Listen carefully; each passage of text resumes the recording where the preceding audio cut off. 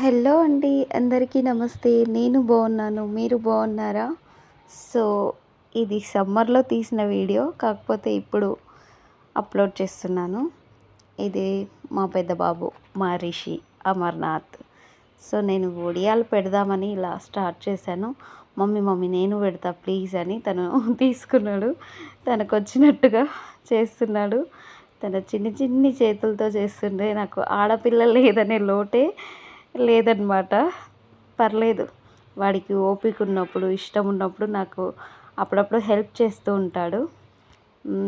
Actually maximum వడియాలు వాడే పెట్టిండు. లాస్ట్లో కొంచెం ఉంటే నేను పెట్టినా అనమాట. సో సమ్మర్లో వడియాలు ఇలా నా బాబు హెల్ప్తో ఒకరోజు పెట్టుకున్నాను అనమాట. 2 సేర్లకు సరిపడా వడియాలు ఇవి అనమాట. సో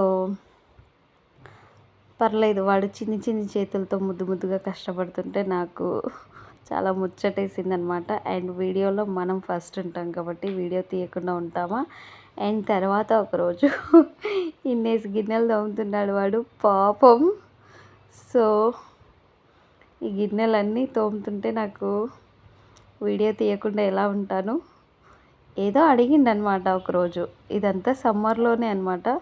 సో ఏదో అడిగితే మమ్మీకి హెల్ప్ చేయి, తప్పకుండా ఇస్తాను అని చెప్పాను.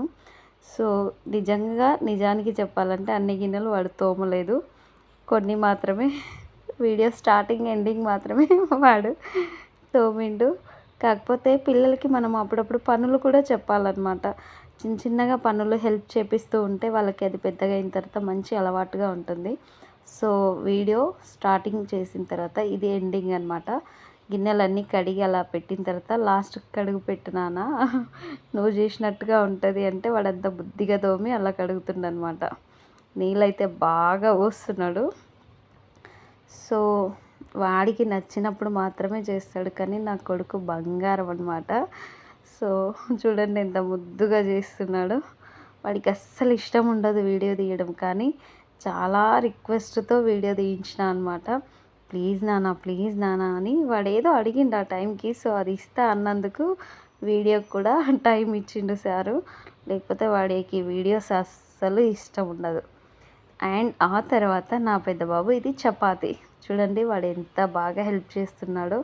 ఒకరోజు వడియాలు, ఒకరోజు గిన్నెలు కడగడం, ఒకరోజు చపాతీ చేయడం. అండ్ వీడు యాక్చువల్లీ దెబ్బ తాకింది తలకి. సో